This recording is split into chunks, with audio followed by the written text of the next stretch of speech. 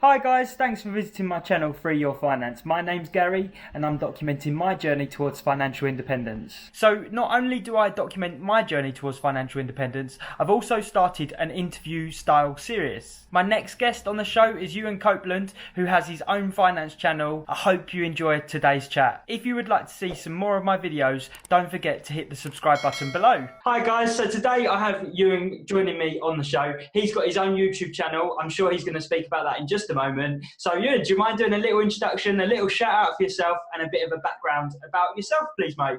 Yeah, so I've started a YouTube channel just over a year ago about personal finance. I've got an accounting and finance background because I did a degree at the University of Winchester in accounting and finance. Now I am a part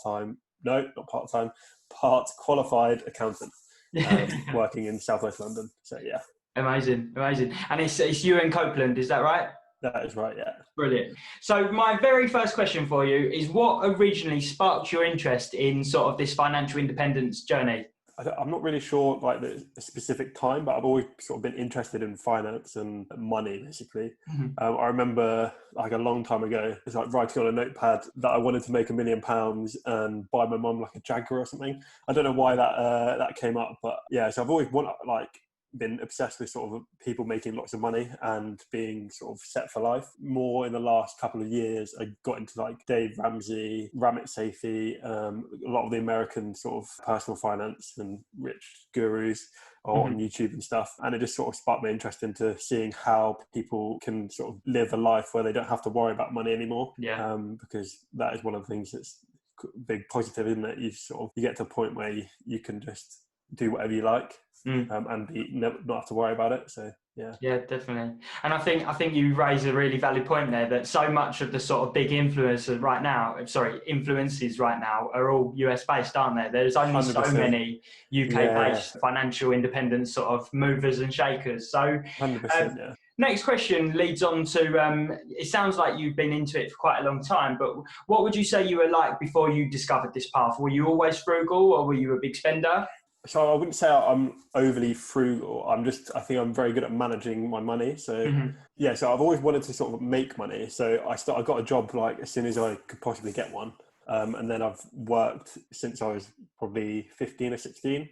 Every time I got an opportunity, I'd work when I'm not at school and stuff like that. So I always wanted to make money. And then it sort of got to a point where when I was at uni, you need more money to live because your parents aren't helping you out as much and stuff like this. So it sort of compounded, and then you realise that obviously you need to spend less than you make and stuff like that. So it's been a slow process, but I'm sort of getting there. Yeah, again, you raise a good point. It's all about balance, isn't it? And this is something that's been mentioned so many times in these interviews that I've done already. It's finding your balance. Sounds like you've done exactly that.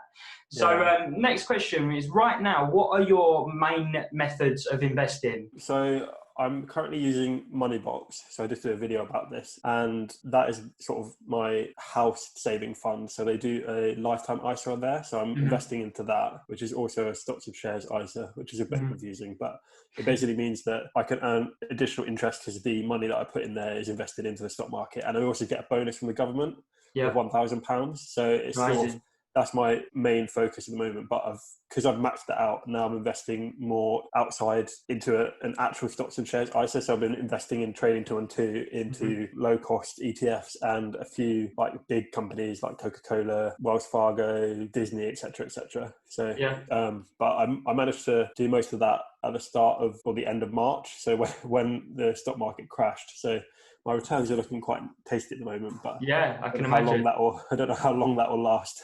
Yeah, definitely. So your answer then leads me on to my next question, because I've watched your channel myself. I know you've spoken about sort of like some of your dividend paying stocks. I was wondering what your thoughts were on sort of any risks of those dividends ever being cut or anything like that.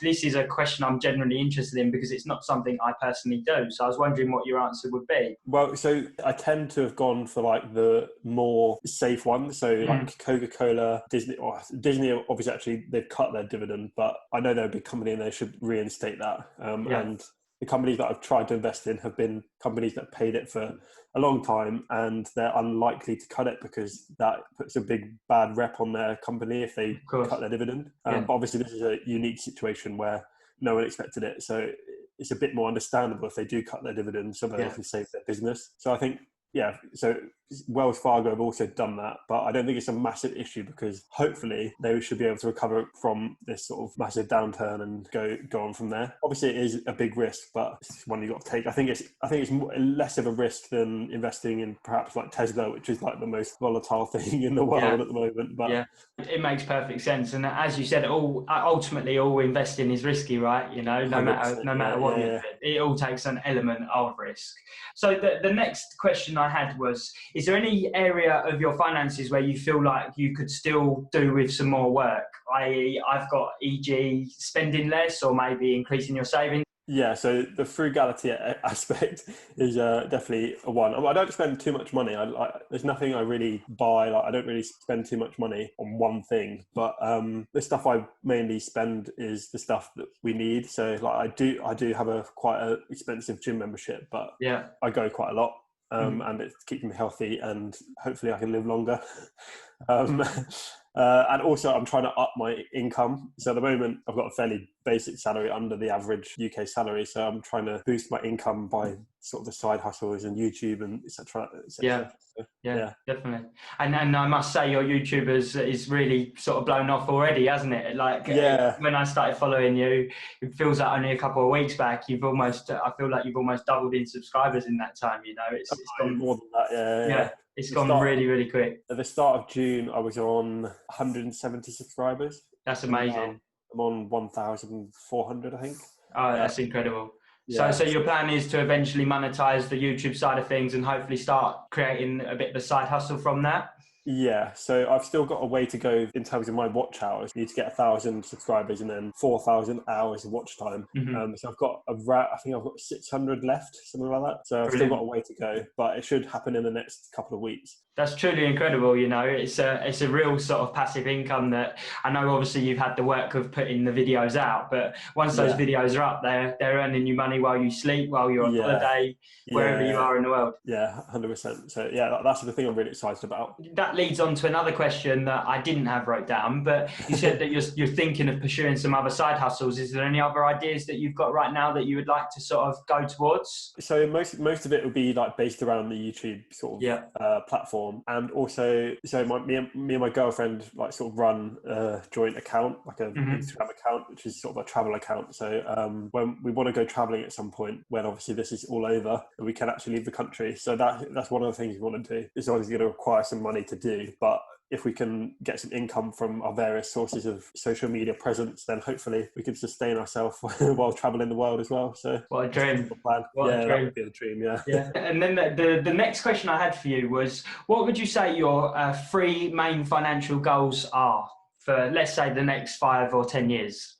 On my channel, I sort of preach that I'm not a millionaire, but I want to help people out to become one. Yeah. So that is sort of one of my goals, is to become a millionaire. I'm not really sure why that is, but it's sort of a thing that's just, I don't know, sort of just a number in my head that I've always wanted to achieve. So I wouldn't say that's in the next 10 years, but that's sort of my overall goal. And second one would be increase my income. So as I said, I'm fairly low, but I want to diversify and make some more income from different areas. We want to buy a house, so that would be the third one. So we need to keep saving up some money and keep using that lifetime ISA to our advantage. Yeah, amazing. Well, it sounds like 3 awesome goals, and I know my girlfriend and I are going through a house sale right now. So incredible. Amazing. That is all my questions already done. I just wanted to thank you so much for giving up your time today and coming and sharing a little bit more about your journey. Do you mind just doing a quick shout out for your YouTube channel again and pointing people in the right direction of where to find you? Yeah, so I'm on YouTube, it's Euan Copeland, and Instagram's Euan Copeland, Twitter, Euan Copeland. So hit me up anywhere on there and for questions or anything. So yeah, looking forward to seeing you, some of you over there. Amazing. I've been enjoying watching your content. Keep it coming, mate, and hopefully I'll speak to you really soon. Perfect. Thank you very much. Take care, buddy.